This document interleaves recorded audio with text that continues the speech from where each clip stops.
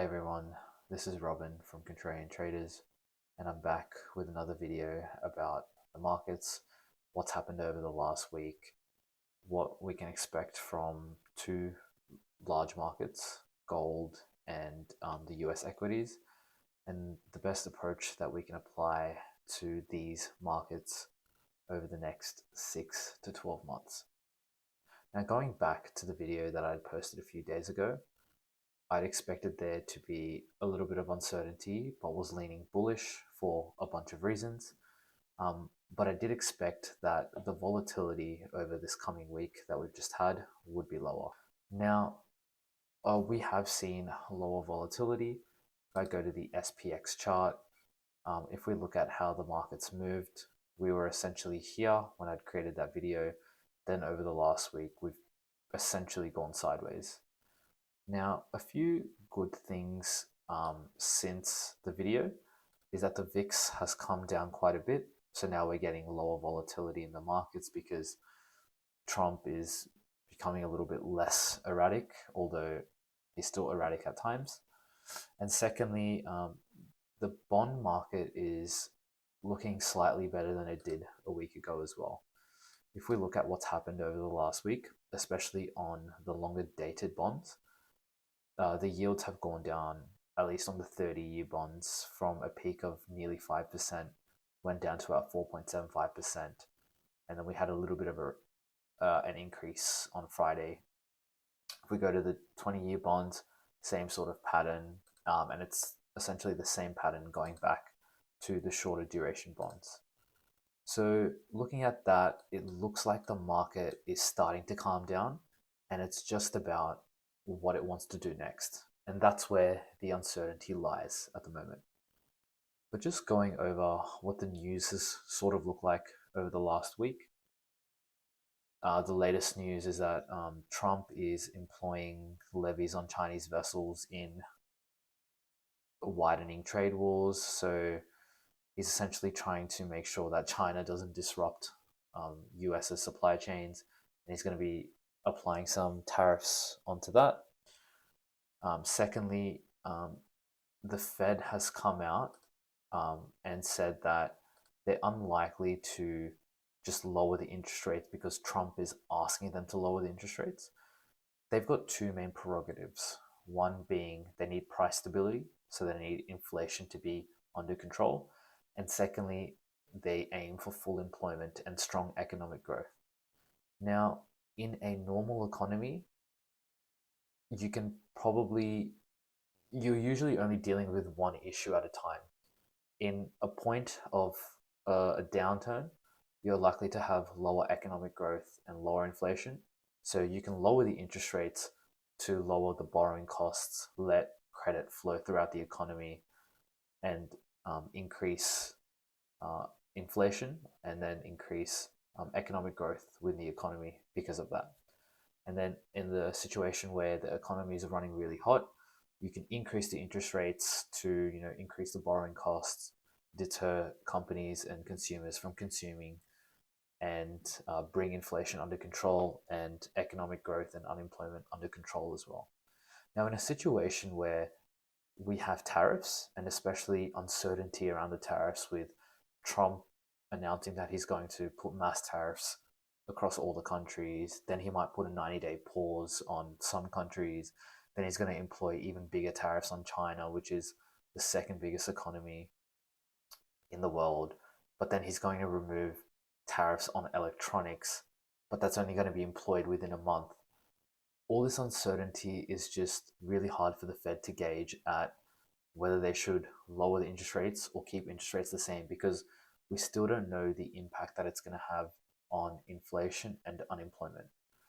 So the market was hoping for Powell to come in and essentially employ a concept called the Fed put, which is where if equities markets have gone down a lot, as they have, we're down over 25% from the peak to the low, then they're going to lower the interest rates and inject some liquidity back into the economy to, I guess, resurrect the price of the equities.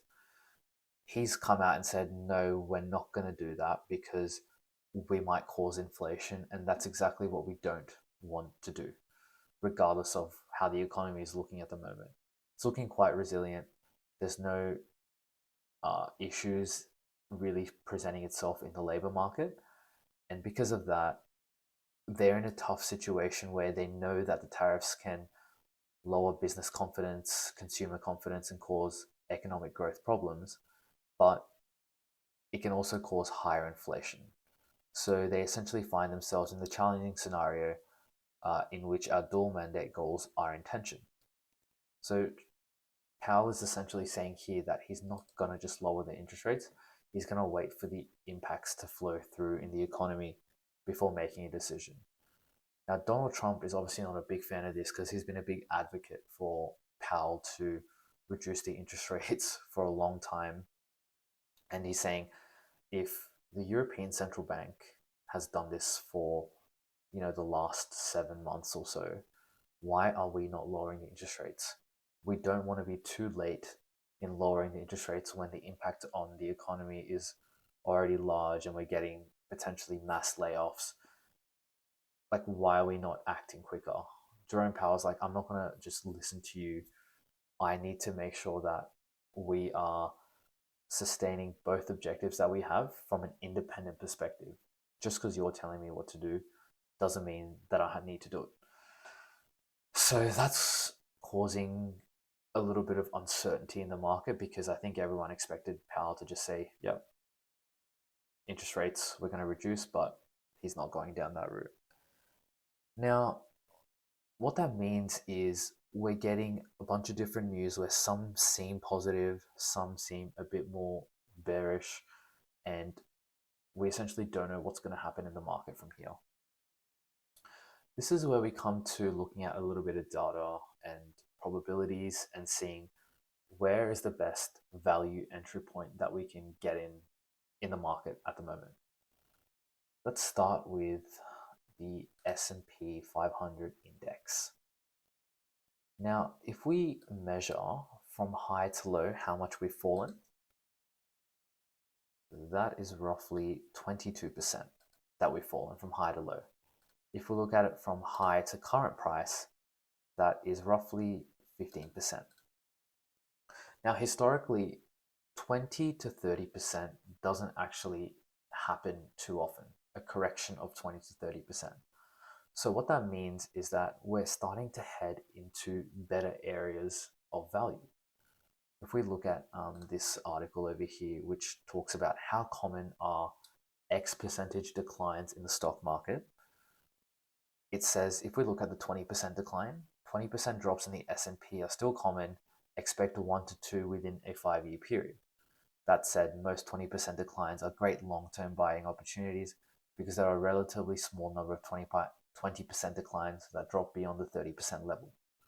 Now, if we go to the 25%, it does happen here and there, but obviously it's rarer for it to happen. Expected 25% decline or greater in the S&P every 5 to 15 years. Now, when we're getting to 30% or more drops, there have only been 6 declines that have been bigger than 30% since the 1950s. The latest one being the COVID crash of 2020. 40% declines. This is a really good point, which is when the market's declined, say 10 to 20%, we always want to be greedy with the entry point that we can get. We always want to buy it as cheap as possible. But according to the data, we might not always get the cheapest price that we think will happen. When everyone calls for a recession, yeah, it might happen at times, but just because everyone is expecting it to happen, it's probably less likely to happen. And the markets are accumulating while no one cares and is expecting prices to go even lower. So in that sense, since we've already dropped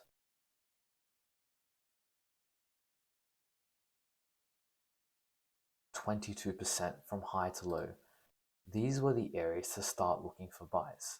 These are the good value areas to start looking for buys.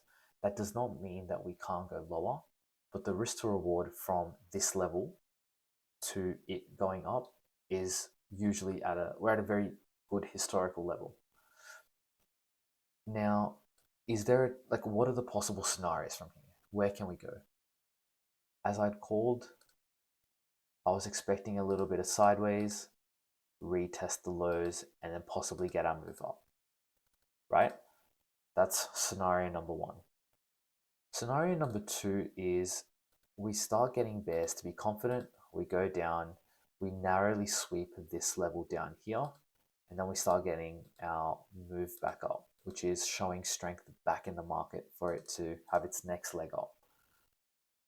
That's scenario number two. Now, scenario number three is where neither of these situations occur, and we start forming our new leg down. And we start forming a base at a lower level down here. And then maybe we start getting, a bit of up and down, and then we have our move back up. That's scenario number three. So we can think about it as the market forming bases at different levels. First base is this level, which is at the 20 to 30% level. Second base is probably at the 30 to 40% level. And the price does still have the ability to go lower if we're very bearish and we can't sort out the US-China trade tensions that still exist. We're not even talking about negotiating at this point. We're just talking about them being in a room and just talking it out. Can't even get to that. That's going to cause issues. So we can get further declines in that, and that's going to be in the 40 to 50% level. Now, it's about how are you going to view each of these levels. What might happen for a traditional investor is on the way up, they might just have an auto invest function within their investing platform, which says, I'm going to be allocating $100 a week to the stock market because I don't know where the bottom and top is. I'm just going to keep going because I expect the market to go up, which is completely fine. Now, I think that an even more effective strategy is to double down or to increase the amount that you're investing into the stock market on the way down. Because like I said, no one knows where the bottom actually is going to be, but you're bringing your average cost down as you have a bigger size at a lower price. Now, the main thing here is that you believe that the US stock market will be around for the next 5, 10, 15, 20, 100 years, or whenever you want to cash out of the stock market. You think that the price you're getting now is going to be lower than the price that it will be in the future. If you have that confidence, then it doesn't matter how low we go. It really does not matter because you're just getting it at a lower price. Your future self will thank you now for buying it at a lower price because it's going to be higher in the future. And if you're buying more on the way down, then your average cost is going to be lower and the compounding returns you'll get moving forward will be even higher. So in that case, you should actually be neither happy nor sad, whatever happens in the market. If the market just goes up from here, oh, okay, well, I bought the dip. I have exposure to the upside and the market's going up. Awesome. If the price goes lower, then you should think of it as, oh my God, this is a great opportunity for me to buy a dip that happens very rarely. And I'm able to get that. And like in 5 to 10 years, you'll say, wow, I've got amazing returns in my portfolio just because of this once in a 30, 40 year event that is happening that never happens. But I got to be a part of that, regardless of whether you're buying here or buying there. So these are the ways you should look at the market instead of looking at it as like, oh fuck, like market's gone down, my portfolio is down. Think of it as this is an amazing opportunity that you're not going to get too much if we go down further. But if we go up from here, okay, cool. I've got my portfolio going up and I was able to buy some sort of dip. This is just a normal dip for it to continue its run up. That's the way I would look at the market at the moment. Now, when we zoom out to the weekly and we just zoom out and see what it currently looks like. Just going to get rid of all these first. we are starting to get more vertical, obviously. But over the last two larger corrections, we're starting to hit the tops that were set in the cycles before. So in this particular example, when we made our way up, the bottom hit pretty much or very close to the top that was set in the years prior to that.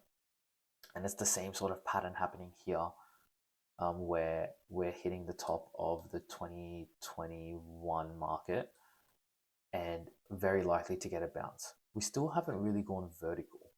Although, yes, we are rising quickly, we're still rising at a very nice cyclical pattern, and we haven't just had our boom, like our just euphoric top. I wouldn't be surprised if that happens, where we're going to get some sort of maybe bottoming here and we just go absolutely euphoric before we have potentially a larger crash, and then we make our way up. I wouldn't be surprised at that outcome either. That might take time to play out, or I wouldn't be surprised if we have deeper corrections coming down, and that gives us even better buying in opportunities for it to propel to levels above. So this is how I'm seeing the market currently. If I go to one of my next favorite performing markets, at least over the last year, gold, it has been on an absolute run.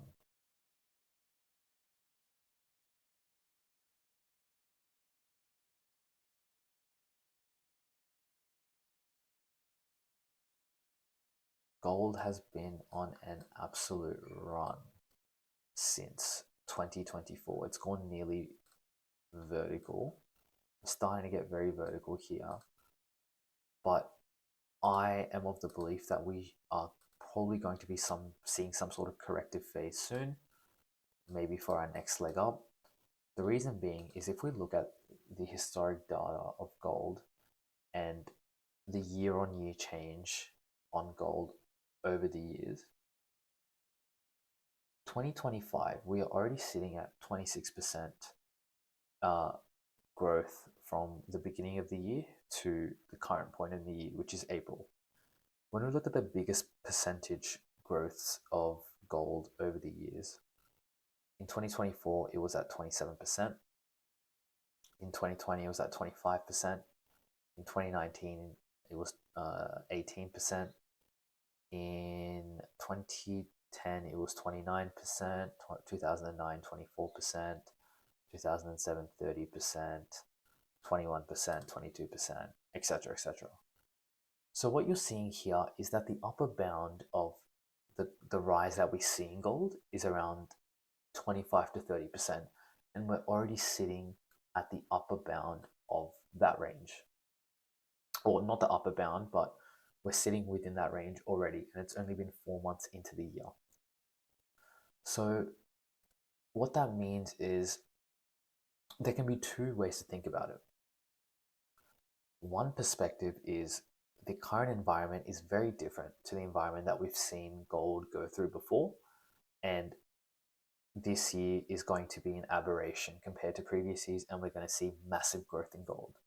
Now, the fundamental reason as to why that can happen is that China and US relations just turn to gutter. They become even worse. China makes a stance against the US and says, I'm not going to buy your treasuries, because they usually hold US treasuries in their reserves.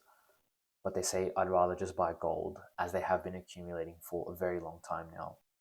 They're just going to keep buying gold, and just run it up. That's one perspective.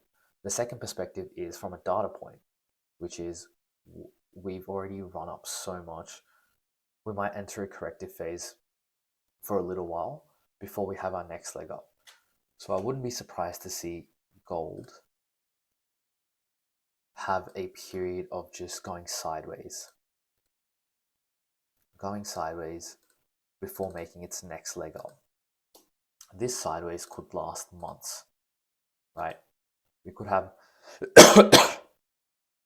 a little bit of up and down happening as well, where we get a little bit of a push up, we have our little corrective phase down, then we make our way back up, And this process sort of just lasts us the rest of the year, just so we stay around that 25 to 30% growth range as we have seen historically.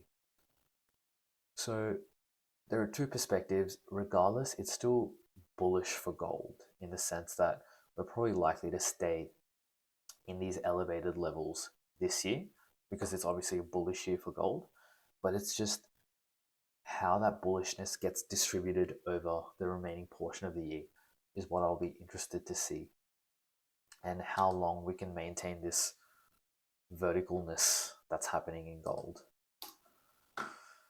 So those are the markets that I wanted to cover today. Hopefully you guys enjoyed that, and I'll be back soon with another market update.